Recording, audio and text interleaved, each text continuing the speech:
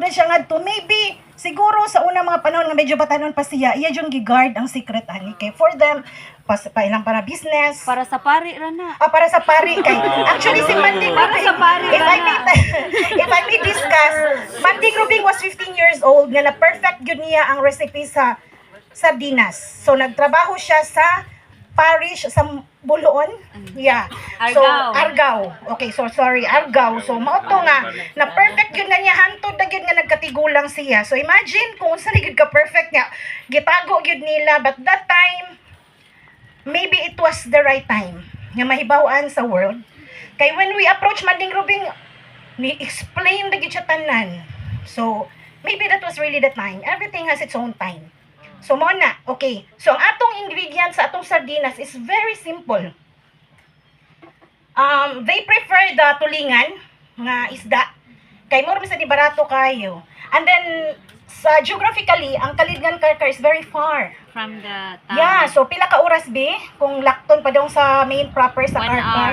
hour. 1 hour. And 1950s, that's during the American occupation. So imagine wa pa nay karsada, wa pa nay kuan. So lisod gyud nga to sa ilang isda. So kuan jud Bukid kay man. nila, ya kay bukid. So kung makaisda magani sila, I mean no ila yung paningkamutan nga ma-preserve og maayo. So they find ways on how to preserve the food aside from putting it with salt nga the usual nato nga preservation technique sa mga Filipinos. So mao ni ang ingredients mao ni siya no, tulingan. They prefer tulingan gyud. Maybe because may abundant that time. Barato And ra then, sad. barato rasad. And then, kanang, tempa ha, maglisod ko. Ako na lang hinganla, no? Ay, sige, please. Thank you. Basic ra jud kayo. Tubo. Mag-wonder mo anong naitubo. Sa panahon sa unang, in the olden times, for those who doesn't understand our local dialect, they will be put into the pot. Okay, you know, it's slow cooking and you cannot control the fire. So chances are, makuan siya. Yeah, it will serve as a bedding.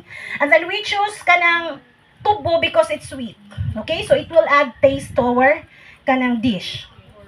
And then we have the kamatis or the tomatoes, which is very basic na naalang sa farm. So they use ingredients which is just around, diba? The farm. So, atong, di ba kita karon og mag sardinas or like the Spanish sardines, daghan kay sagol.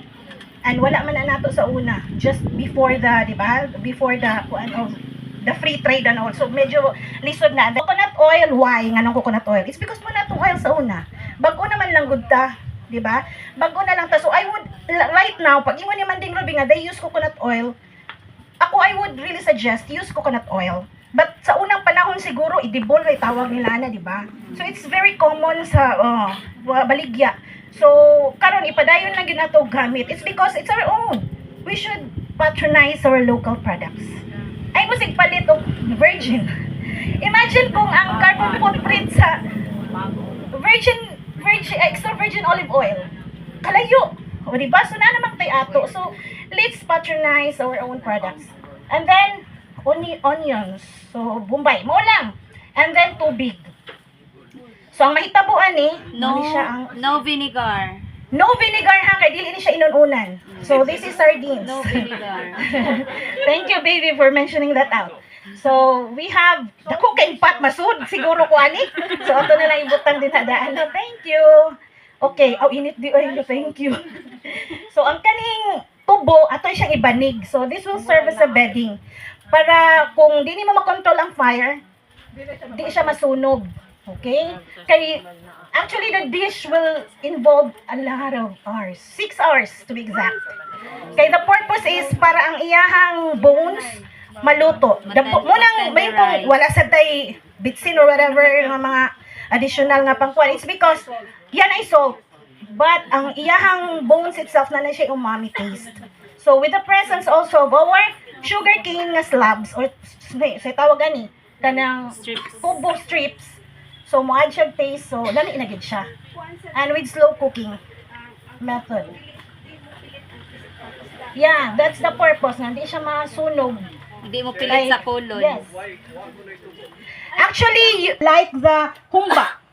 Diba sa, kung maghikay sa mga probinsya, Unsa may lang ibanig sa humba kay kinadagko mo gyud kanang kaldero. Palwa sa lubi. Lubi. Yes, Okay, so tamis mo ang palwa sa lubi. But if wasad mo yung lubi, kaya di ba tatanan na yung lubi? Yeah, actually dahon saging, but then mupilit ra man gud gihapon siya nipis. So ang ato is mura gid siya barky. Yeah, but medyo apluron siya gamay. So we want the taste nga medyo tamis-tamis or maka-add siya sa uring kuan. Yeah, basta nga pwede. Basta any edible na trees or mga ana, pwede nimo siya ma-add. Actually, magtanong na lang yun magtubo. Lira man sad ang tubo. Yeah, so pagtanong na lang yun. Tubo lang ay lang ang katuban. Dito sindiro. So, ang mahitabuan just like Sir Bernard, nagisod sila tubo, I instructed them nga lutuon gud siya the night before. Kay lisod ba ya? So, gusto mi makatilaw dayon mo. We'll find a way, but then if wala gyud, what if? Moting ko nga, try ka ng insulin plant. Sanga sa insulin plant, unsa na? Awa day mo, dadanta mo. So, you can use, basta anything edible, pwede gid siya. And sweet. Yeah, and medyo tamis-tamis. Actually, ang insulin plant is medyo sour. So, it will also add nga sa kuan dito niya acidity. Okay, so, muna to no, I kuan, kanang, I put the sugar, look, may ganan ko sa kong assistant. Salamat kay sir. Okay, so, nangunom sa noong ko sir ha. So, a layer of the sugar cane, and then we have a few tomatoes and onion, and then, kuan, ang ato ang fish. So, one layer, by layer gud siya ha. Basta makalimtan ng fish, ang atong lutoon, puro lang lamas. Okay, by layer siya. So, every layer, tanga na sa dimog kamatis and onion. Ana. So, by layer, then slow cooking method. Ang imuhang, actually, kung magluto ka ging 1 kilo, like, duha ra gyud kaputos nga, kanang cheese bitaw nga uling. Ingana rin yun, pasagdan na nimo, i-refill lang nimo, iglili nimo nga wa na. So, ingani siya ka... Di siya sigaan. Di siya sigaan. Ingani siya ka, kanang simple lang yun na cooking. 6 hours gyud ha. So, di gyud ka pwede ano, makakaon diha. Sorry na lang gyud. Kung gusto kang kaon, mag-andam gyud kay kagabi. Nung pa ka oras. Huwag mo na huwat to. Mapas mo ka. Okay, so 1 cup of water no for every kilo, and then 1 cup sad of coconut oil. Coconut oil gid ha, mo ko paglain ha. Although ako ani bayri sa Bambi, pero Bambi ba ni? Basta dili gyud siya din. Ang asin pod inyo rin ang bana-bana. No, okay. Actually, estimate lang say like 2 tablespoon. Igbukal iyong tilawan. Kay maka-estimate naman mo ano lami na ni. Kay makabawi mo nga mo risiko pa ang iyahang sabaw, di ba? So makaibagid mo nga mo risiko bisaya kay no. Dili kay siya pwede daghan og asin kay wa biya siya sabaw. Okay, so ingana nila ni siya. Dayon, Mukuan ba muhubas? dili siya mo risiko like mo Hubas. hubas siya. Hubas siya. So tabunan na siya. Iyang ay absorb ang water. So tabunan na siya, then magkuan na kaugkuan. So imubukal na ni siya sa inyong kuan tilawan gyud ninyo to make sure nga okay gyud kay basi pasagdan ingon man to siya pasagdan ako 6 hours ikaw ninyo luisda pa man ni.